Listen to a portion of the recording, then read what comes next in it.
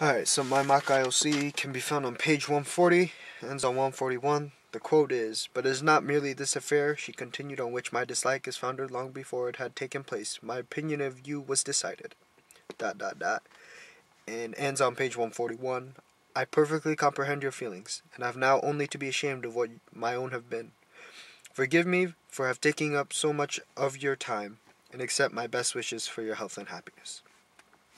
So in the context of the entire story itself, Mr. Darcy has just professed his feelings to Elizabeth.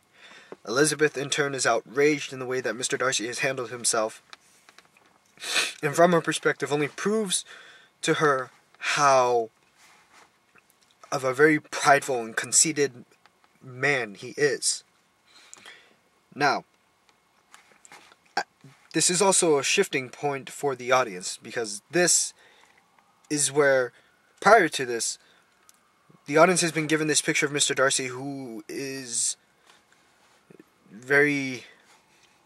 he has formed prejudice about other people. He's very selfish and conserved to himself. He doesn't care for people who are lower than him. Until now, we see there's a sudden shift in his character. But focusing on the passage itself, what we have is it focuses on both characters, both Elizabeth and Mr. Darcy, through their diction, the syntax, and the imagery that's presented, the tone. We can find that both of their prides and prejudices are revealed, and they're clashing. In this, we can see who is truly more prideful and or prejudiced. So first, I'll start with the idea of pride. Going off the definition, the idea of pride is it focuses on one's self-esteem or ego.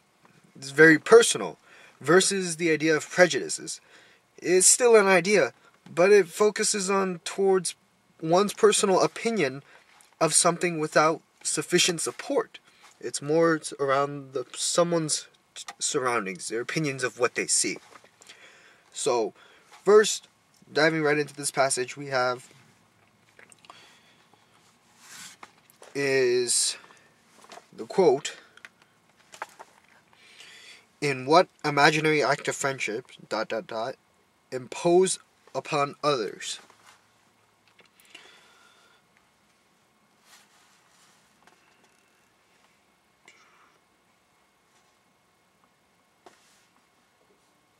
So, based on the diction, it can be revealed that Elizabeth is questioning Darcy's actions. From the diction, the words that have been chosen, such as, let me see here, "You have reduced him to his present state of poverty," comparative poverty. And prior to that, we are introduced to her own, the emotion behind it, in which she wishes to convey her thoughts. Cried Elizabeth with energy.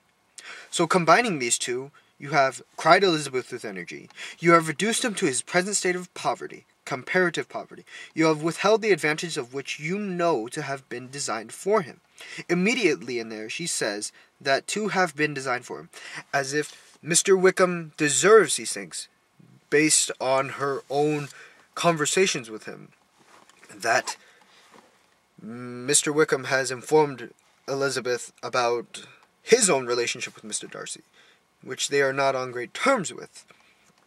Now, from this first part right here, you have deprived the best years of his life of that independence, which was no less his due than his desert. You have done all this, and yet you can treat the mention of his misfortune with contempt and ridicule. So in here, through the diction, the audience is revealed the tone. The tone that is being taken is one that is negative, and where Elizabeth can be perceived that her own pride is very enormous. She's attacking Mr. Darcy on her formed prejudices without taking the time to truly know Mr. Darcy. So, as we follow along, "In this," cried Darcy, as he walked with quick steps across the room, "is your opinion of me? This is the estimation which you hold me. I thank you for explaining it so fully." So this is Mr. Darcy's reaction. In his response, this can be perceived as emotional, but also logical. In here it says that, "My faults according to this calculation are heavy indeed, but perhaps," added he, stopping in his walk and turning towards her. He acknowledges the fact that she has a sort of sense of right to call him out on his actions, that what he has done is not the best. He could have done better. Now this is important because immediately in here it says stopping in his walk and turning towards her. This describes his action and his movements. So he is acknowledging her statements, essentially, and taking the time to say, you're right in this aspect. But let me tell you this. He is questioning, how can Elizabeth go as far as to brutally accuse him of depriving a person's prosperity? He's saying, you only know one half of the story. Maybe if you hadn't formed such a strong prejudice about me, in Mr. Darcy's opinion, then maybe Elizabeth would understand. But she doesn't. So, in the words, "but perhaps," it also shows us that he's raising a testimony. How can you? Why? You only know one half. In it also, page 141, "but disguise these bitter accusations might have been suppressed, had I with greater policy concealed my struggles, and flattered you into the belief of my being impelled by unqualified, unalloyed inclination, by reason, by reflection, by everything." In here, he proposes that Lizzie's accusations could have been avoided if he had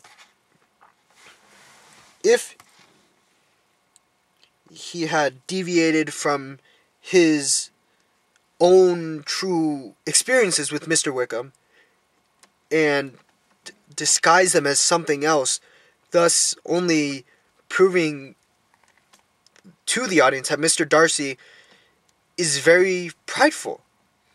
Now, he's still prideful, but not in the way that the audience has been, not in the way that he has been presented to the audience as. So, reaching the end of the passage on 141, you have, from the very beginning, from the very first moment, I may almost say, of my acquaintance with you, your manners impressing me with the fullest belief of your arrogance, your conceit, and your selfish disdain of the feelings of others, were such as to form that groundwork of the disprobation on which succeeding events have built so immovable a dislike, and I had known ... I could ever be prevailed on to marry. This is Elizabeth's final conclusion. It is presented, her attitude towards Mr. Darcy is that she is outraged and completely fed up with the way he has acted. She is disgusted with him. In this, though, we can see how heavy and how powerful her own pride is, revealing us to her prejudices. Her pride has formed from the prejudices that she's made, based off of Mr. Darcy in her conversations with other characters in the book. Now, in response to that, Mr. Darcy's, he says, "You have said quite enough, madam." Now, immediately in this, you have said quite enough, madam. He takes the time to use the word madam. It is formally polite to address her as madam, or even lady. But this shows that he has a sense of gentleman-like features in him that wasn't so clearly expressed before. And even going on to the end of that, he acknowledges Elizabeth in saying, "Accept my best wishes for your health and happiness." That is the conclusion of the passage, and immediately from that, it can be drawn that Mr. Darcy is not as conceited or has strong prejudices versus Elizabeth. Elizabeth has gone far to accuse him of actions which he does believe may have been wrong based on his motives, but in turn, Mr. Darcy says, you have only seen one side of the story, and from this, from the passage, it can be drawn that Elizabeth is presented as being more prideful and having stronger prejudices than Mr. Darcy.